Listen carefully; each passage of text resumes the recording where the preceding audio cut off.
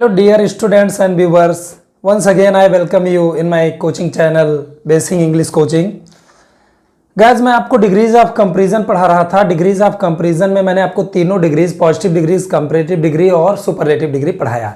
लेकिन कुछ ऐसे महत्वपूर्ण नियम हैं जो वो बचे हुए हैं, वो भी पढ़ाना बचा हुआ है। तो आज मैं कुछ ऐसे ही इम्पॉर्टेंट रूल्स के साथ हाजिर हुआ हूँ।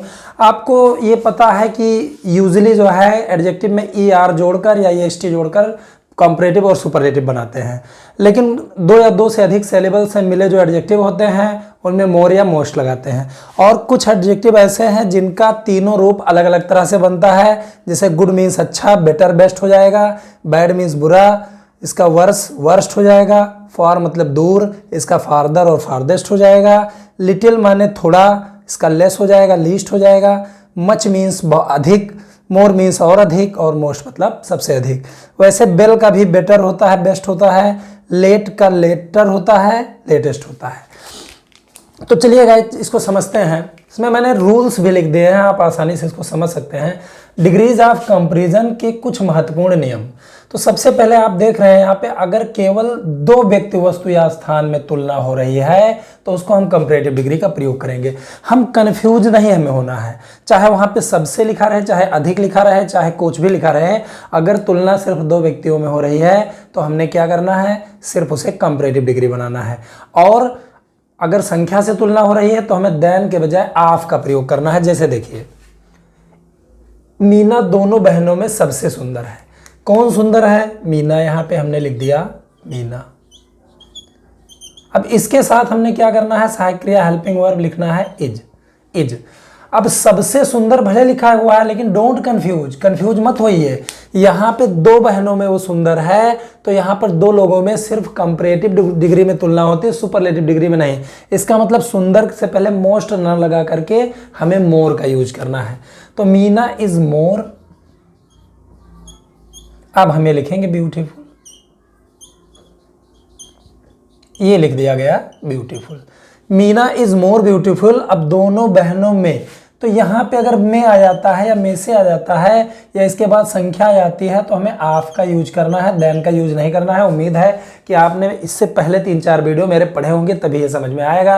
अगर नहीं पढ़े हैं तो शुरुआत से पढ़िए, तभी इसको समझ में आपको आएगा। तो Meena is more beautiful of, अब ये लिखेंगे दोनों बहनों, द टू यानी दोनों, और बहनों यानी सिस्टर्स। ये आपका सेंटेंस बनके तैयार हो गया। मीना दोनों बहनों में सबसे सुंदर है, सबसे दिख रहा है, लेकिन वो सुपरलेटिव डिग्री नहीं बनेगा क्योंकि दो लोगों में तुलना हो रही है। तो ये बना Meena is more beautiful of the two sisters. अब यहाँ पे देखिए, राकेश दोनों भाइयों में सबसे धनी है। कौन सबसे धनी है? राकेश। इसको हम लिखेंगे। अब इसके साथ हमने क्या करना है, सहायक क्रिया इज लिख देना है। इज। सबसे धनी, सबसे धनी भले वो लिखा है लेकिन सुपरलेटिव डिग्री नहीं है क्योंकि दो भाइयों में तुलना हो रही है। तो इसलिए हमें इसको सुपरलेटिव डिग्री नहीं बनाना है, कंपैरेटिव बनाना है। तो कंपैरेटिव बनाने के लिए एडजेक्टिव यानी रिच में हमें ई आर जोड़ देना है। Rakesh is richer. अब दोनों भाइयों में, तो में की यहाँ पे अगर संख्या आ गई हो तो भाई आपको देन का यूज नहीं करना है, आपको ऑफ का यूज करना है। राकेश इज रिचर ऑफ, अब the two brothers, of the both brothers भी लिख सकते हैं। बोथ मतलब भी दोनों होता है। ये आपका ट्रांसलेशन बनके तैयार हो गया। तो गाइस आपको बस ये याद रखना है कि तुलना दो ही व्यक्तियों, वस्तुओं या स्थानों में हो तो हमें उसकी कंपैरेटिव डिग्री बनाना है, हमें उसको सुपरलेटिव डिग्री नहीं बनाना हो, भले उसमें सबसे लिखा रहे। और वहीं पे अगला नियम, अगर तुलना 3 या 3 से अधिक, अगर तुलना 3 या 3 से अधिक के मध्य में है तो फिर सुपरलेटिव डिग्री का प्रयोग होना चाहिए। सेंटेंस चाहे जैसे लिखा है, इससे लिखा है इन 5 लड़कों में महेश अधिक ताकतवर है। तो कौन अधिक ताकतवर है? महेश। हम चाहें तो ये चीज पहले भी लिख सकते हैं, इन 5 लड़कों में। ये चीज हम आगे भी लिख सकते हैं, ऑफ। अब इन 5 लड़कों यानी दीज 5 बॉयज, ये चीज आप चाहें तो आगे भी लिख सकते हैं। इन 5 लड़कों में, तो में से की अंग्रेजी में आ जाएगा तो कंपैरेटिव डिग्री में आपको ऑफ का प्रयोग करना है। Of these 5 boys. अब हमें लिखेंगे महेश अधिक ताकतवर है। कौन अधिक ताकतवर है? महेश। इसको हम लिखेंगे महेश इसके साथ हमने क्या करना है, इज लिख देना है। ताकतवर की अंग्रेजी स्ट्रॉन्गर होता है, तो वो हम लिख देंगे स्ट्रॉन्ग का स्ट्रॉन्गर। अब भैया आप देख रहे हो इसमें अधिक ताकतवर आया है, लेकिन चूंकि 5 लड़कों में तुलना हो रही है, 2 के लिए केवल कंपैरेटिव डिग्री लगता है, इसलिए हमने इसको कंपैरेटिव डिग्री नहीं बनाना है, बल्कि इसको हमने सुपरलेटिव डिग्री बनाना है। भ्रमित मत होइए, ध्यान रखिए। तो of these 5 boys Mahesh is strongest. अब यहाँ पे ये तो लिख ही दिया गया, of these 5 boys Mahesh is the strongest. एक चीज यहाँ पे मिस्टेक हो गई है, सुपरलेटिव डिग्री से पहले द का प्रयोग जरूर होता है, तो इज द स्ट्रॉन्गेस्ट लिखा जाएगा तो ज्यादा अच्छा होगा, स्ट्रॉन्गेस्ट। उम्मीद है आपको ये समझ में आ रहा होगा कि आप ये मत देखिए सबसे अधिक, ये सब मत देखिए। 2 के मध्य तुलना है कंपैरेटिव डिग्री बनाइए, 2 से अधिक के मध्य तुलना है तो आपको सुपरलेटिव डिग्री बनाना है। Of these 5 boys Mahesh is the strongest. चाहे तो हम इसको लास्ट में ले सकते हैं, इन 10 व्यक्तियों में से तुम ज्यादा बुद्धिमान हो। देखने में एक कंपैरेटिव डिग्री लग रहा है, लेकिन चूंकि 10 व्यक्तियों में तुलना हो रही है तो कंपैरेटिव डिग्री केवल 2 व्यक्तियों के लिए होता है, इसलिए हमें इसको सुपरलेटिव डिग्री बनाना है। बुद्धिमान हो कौन, तुम, ये लिख देंगे यू। इसके साथ सहायक क्रिया आर हो जाएगा। अब चूंकि तुलना 2 से 3 या 3 से अधिक के बीच हो रही है, तो बुद्धिमान की अंग्रेजी वाइज होता है, उससे पहले द लगाएंगे क्योंकि सुपरलेटिव डिग्री में लगता है, और उसके बाद EST जोड़ देंगे। You are the wisest. अब इन 10 व्यक्तियों में से, तो में से की अंग्रेजी ऑफ लिखी जाती है, ऑफ में या में से की अंग्रेजी डिग्री में ऑफ लिखी जाती है। अब इन 10 व्यक्तियों लिखो दीज, इनकी अंग्रेजी दीज, 10 की अंग्रेजी 10, और व्यक्ति की अंग्रेजी पर्सन्स। तो ये आपका नियम 2 नंबर नियम कंप्लीट हो गया।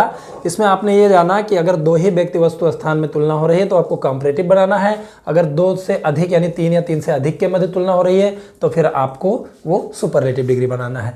तो उम्मीद करता हूँ ये आपको समझ में आया। चलते हैं तीसरे नियम पे। गाइस आप यहाँ देख रहे हो तीसरा नियम, कभी कभी कंपैरेटिव डिग्री के बाद बिना दैन के भी वाक्य पूर्ण हो जाता है, यानी किसी से तुलना नहीं होती, बस वैसे ही बताया जाता है, वो वाक्य पूर्ण हो जाता है। यानी यहाँ देखिए वह अब ज़्यादा अच्छा महसूस कर रही है, तो कौन ज़्यादा अच्छा महसूस कर रही है, वह, यानी हमने यहाँ पे लिखा सी। इसके साथ सहायक क्रिया इज लिख दिया, महसूस कर रही है फील, उसमें ING जोड़ देंगे। सी इज फीलिंग। अब ज़्यादा अच्छा, बेटर, अच्छा की अंग्रेजी गुड होता है, वहाँ पर मैंने आपको बताया है गुड का बेटर होता है, तो ज़्यादा अच्छा ही कंपैरेटिव डिग्री में है, बेटर लिख दिया गया मैंने।